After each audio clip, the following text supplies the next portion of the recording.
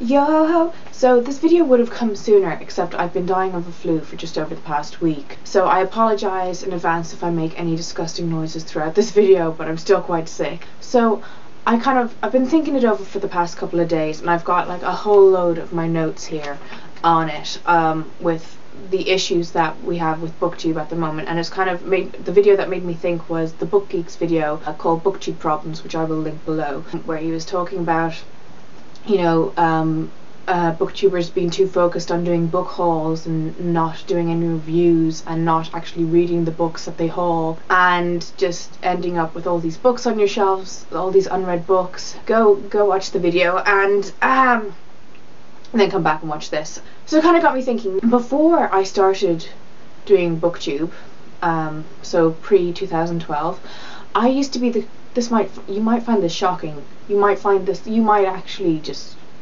die. I used to be the type of person, well, the type of reader that would read a book, finish it, go out to the shop, buy a new book, come home, read that, and, you know, put it on my shelf. Then once it's finished, go out to the shop and buy another book. I used to read one book at a time, and I wouldn't have a copious amount of books on my shelves that are unread.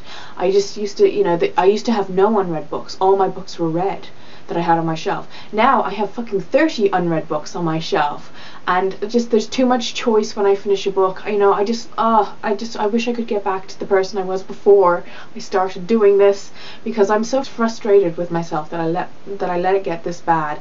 And it's purely because when I started booktubing, I thought you had to do a haul every single month, and that's the reason why. It's mainly the books that I bought in 2012 that are on my shelf that are unread, because I just bought way too many. I was doing like 6, 7, 8 books a month, and it's ridiculous, you know. It's also not too great for your wallet. I also don't subscribe to many of like the bigger booktubers because they solely focus on YA, and I don't read YA. But I went on to some of their channels the other day just to have a look at their videos and stuff, and I'm amazed that they can get away with the term booktuber, considering all they do is hauls. There's some people who are really big in this community that have never reviewed a book in their life, and it's all hauls. And I think, you know, haul videos, like I love a good haul, you know what I mean? But when every single video, or at least every second or third video that you're pumping out is a haul, it gets quite boring quite fast, because it's like you're just holding up a book. A lot of the time people actually don't know what the book's about. They've based their reasoning to get it on the cover, on the fact that it will look pretty on their shelves, and all these kind of meaningless reasons to buy a book. Like when I buy a book, I really stalk it and I read reviews on it to make sure that I'm not going to be buying something that I'll end up hating.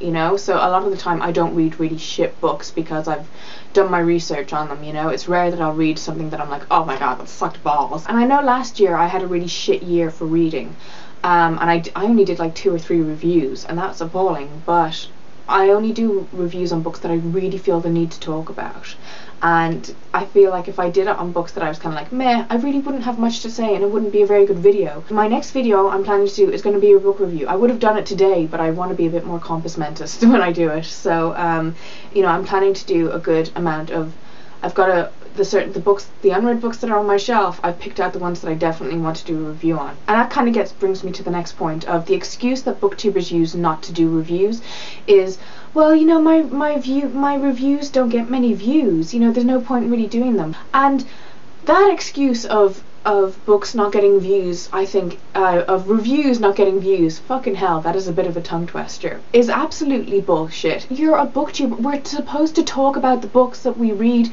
and we like and we don't like and all this sorts of things. So any type of review is good, whether it's like you totally loving it or whether you even disliking it. I think bad reviews are important too. If you're solely making videos just to get views, that's so like shallow and just well, I've decided to not give a shit. I don't care how many views a certain video will get. If I want to make a video on something that other people are like, well, you should stick to books, or you should stick to this, or you should stick to that, I'm gonna make a video regardless of what anyone else thinks, regardless if I think it will get 1,000 views or if it will get 100 views or 1 view. I really don't care, just as long as I want to make it because it makes me happy.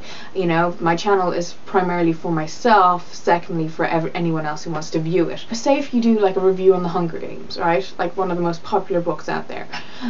yeah, you're probably not going to get a ton of views on it, because most likely people will type in the Hunger Games book review and they will click the first one, which is the most popular link that will come up in their search, and they'll watch that. But if you read more diverse stuff, like if you open up your mind to kind of just a broader range of things, you know, and you do reviews on books that don't necessarily already have tons of reviews on YouTube, then you will totally get views. Like, that's how I kind of work it out anyway. Like, I look at my review videos and some of them are some of my most popular videos.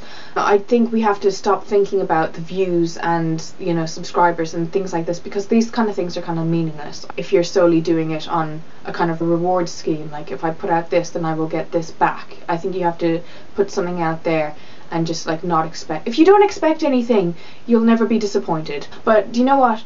I've seen some videos recently of people complaining about the community now and saying that they wish it was like the same as it was a year ago or 2 years ago. And I don't understand this kind of romanticizing of the community, because like, it wasn't that great 2 years ago. It was really kind of shit. Now there's so many people, especially like in the month of January, there's so many new people coming into the community, reading so many different things, offering so many new sorts of things to the community, rather than like 2 years ago the whole everything was just saturated in YA, and now we're getting far more diverse readers in, readers of different cultures and different ages and from all over the world. And I think it's quite amazing that we're all kind of like bonding and stuff. I'm really happy. Like, I kind of rely on people who do kind of reviews and things, because I personally find it quite hard to find books that I like. So when I'm kind of doing kind of like my yearly adding books to that I would like to read to my wish list and stuff, I do take in other people's reviews of books. There's a certain amount of people that I watch on YouTube that I kind of trust their, you know, like we have the similar tastes in books and things like that, and I'll trust their opinions on. So I do rely on book reviews, you know. I might not watch all of them, but if there's one that pops up that I've like, I like the name of that book, or I've heard some things about it and I want to learn more, I'll totally watch it. I might not comment.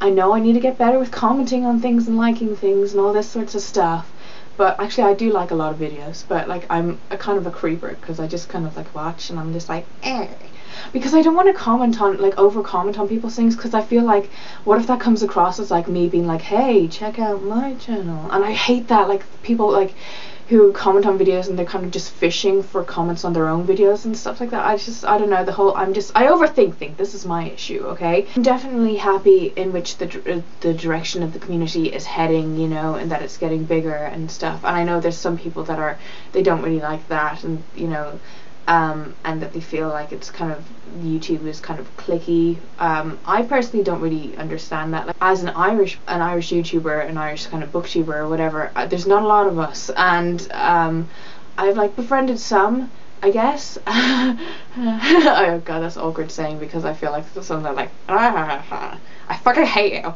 I can maybe list 5 booktubers, including myself, that are Irish. Maybe.